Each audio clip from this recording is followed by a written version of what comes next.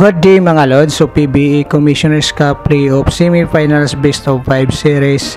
Gaano nga ba kahalaga ang Game 1? Ito ay sa pagitan nga ng Magnolia Chicken Templados versus Phoenix Super LPG, Barangay Ginebra San Miguel versus San Miguel Bermen.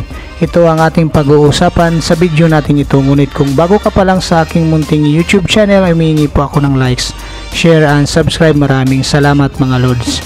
So ngayon narito yung apat na natitira, matibay na natira matapos nga itong quarterfinals.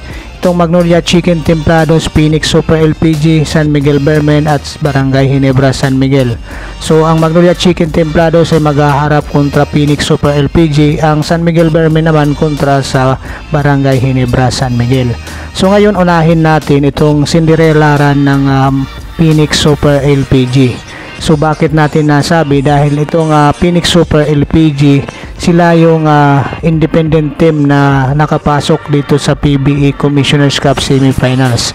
Sa katunayan, sa pagtatapos ng elimination round ay pumang-apat nga sila at nakakuha sila ng twice to beat advantage. So sa pagpasok na sa semifinals ay hindi nga madali ang kanilang pinagdaanan dahil kinakailangan nga nilang talunin ang number 5 na Meralco Bolts ng 2 beses.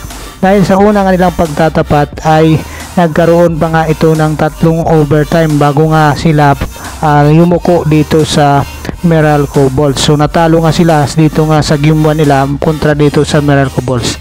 Ngunit dahil sa hawak nga nila ang twice to beat advantage ay nagkaroon muli sila ng pagkakataon na makaharap ang Meralco Bolts.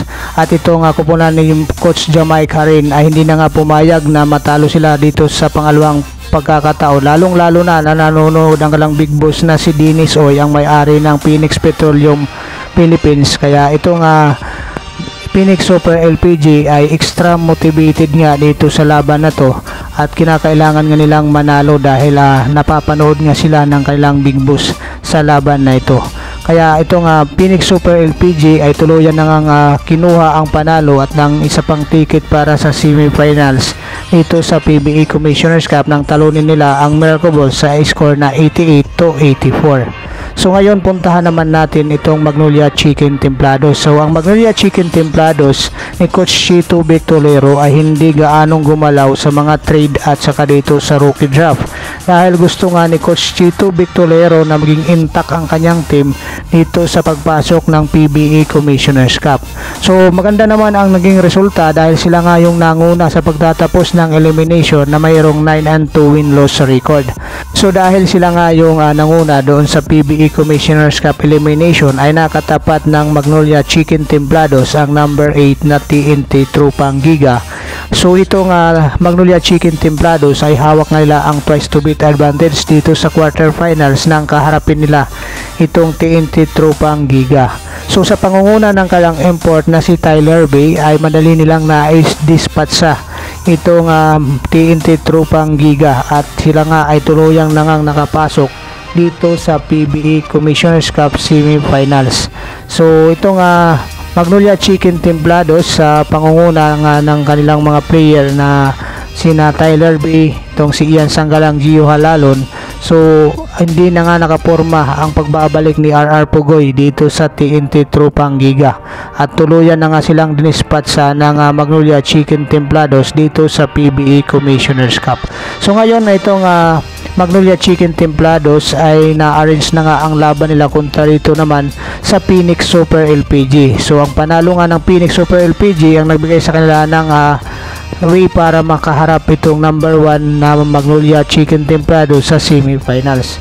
So sa elimination round ay tinambakan nga itong Phoenix Super LPG ng Magnolia sa score na 107-92 at wala pa dyan si Calvin Abueva sa laban na yon. Kaya dito medyo mas lalo pang paborito itong Magnolia Chicken Templados dito sa kanilang match up dahil na rin sa active na nga itong si Calvin Abueva at saka dito nga alam naman natin paboritong maging champion nga itong Magnolia Chicken Templados kontra dito sa underdog na Phoenix Super LPG.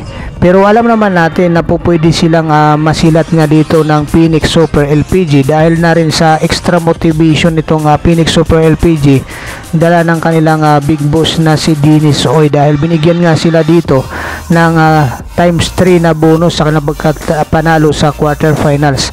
So yun ang dadalhin nga nilang extra motivation dito kalaban itong Magnolia Chicken Templado sa semifinals. Kaya nakakatakot nga rin kaharap itong Phoenix Super LPG sa ngayon dahil na rin sa maganda ang pinapakita nila dito sa PBA Commissioner's Cup. So dito naman tayo sa San Miguel Bearmen. So ang San Miguel Bearmen ay naging number 2 sa pagtatapos ng PBA Commissioner's Cup. Kaya nakaharap nila ang number 7 na Rain or Shine last two Panthers, which is tinalo nga nila ito sa score na 127 to 122 para makuha nga nila ang isa pang ticket para sa semifinals nitong PBA Commissioner's Cup. So napakadali para dito sa San Miguel Bearmen para makuha nila ang isang spot dito sa PBA Commissioner's Cup dahil na rin sa pagbabalik ng kanilang 7-time MVP na si John Mar Fajardo, which is nakakapag-complement nga itong si John Mar Fajardo sa kanilang import na si Benny Boatwright. Kaya itong San Miguel Bearmen ay mahirap ngang talunin. So dito naman tayo sa Barangay Ginebra San Miguel. So ang Barangay Ginebra San Miguel ay nagtapos bilang pangatlo sa elimination round. Kaya nakaharap nila ang pang-anim na Northport Batang Pier. Ngunit dito sa quarterfinal sa kanilang match up ay hindi nga nakalaro itong si Arvin Tolentino, ang number 1 offensive player nitong Northport Batang Pier sa kadahilanang mayroong itong iniindang injury. Kaya dito ay madaling na i-dispatch nga ng Barangay Ginebra San Miguel itong Northport Batang Pier dito sa kanilang quarterfinal match up. Kaya itong Barangay Ginebra San Miguel ay tuluyan na nga nakapasok dito sa semifinals. Itong Barangay Ginebra San Miguel sa pangunguna ng kanilang import na si Tony Bishop, ito yung ngayon ang defending champion dito nga sa PBA Commissioner's Cup. Kaya mahirap nga itong Barangay Ginebra San Miguel na kalaban dito sa semifinal. So ngayon itong San Miguel Bearmen at ang Barangay Ginebra San Miguel bilang number 2 at saka number 3 ang maghaharap dito sa semifinals. So kapanapanabik nga ang tapatan nitong si John Mar Fajardo at saka itong si Christian Stan Hardiner. At ayon nga rin dito kay Coach Tim Con, so itong San Miguel Bearmen ay malaking pahirap nga, puzzle nga ito sa kanya dahil sa pagkakadagdag dito kay Benny Boatwright. Pero itong Barangay Ginebra San Miguel naman ay mayroon din naman mga player katulad kay Maverick Hanmisi. So pagdating dito sa guard position hanggang forward, so medyo tabla nga lang itong San Miguel Bearmen. So mayroong Terence Romeo ang San Miguel Bearmen, may Stanley Pringle naman itong Barangay Ginebra San Miguel. So mayroong Maverick Hanmisi, mayroon namang itong si CJ Perez at saka itong si Don Troliano ang San Miguel Bearmen. So kung pagdating dito sa guardia hanggang sa forward position, medyo tabla-tabla pa nga itong dalawang kupunan na to. Ngunit pansinin natin pagdating dito sa sentro, so dito medyo lamang itong San Miguel Bearmen dahil na rin sa itong San Miguel Bearmen, bagamat nandyan yung rebounding guard na si Scotty Thompson at alam naman natin na hustle player din itong si Scotty Thompson sa Barangay Ginebra San Miguel. So hindi din matatawaran ang kombinasyon nitong si Benny Boatwright at saka itong si John Mar Fajardo. Dagdagan mo pa ng Motaw Toa at itong pagbabalik din ni itong si Vic Manuel dito sa San Miguel Bearmen. So dagdag pasakit pa nga ito para sa Barangay Ginebra San Miguel. At tandaan din natin mayroon pang Rodney Brodial itong San Miguel Bearmen.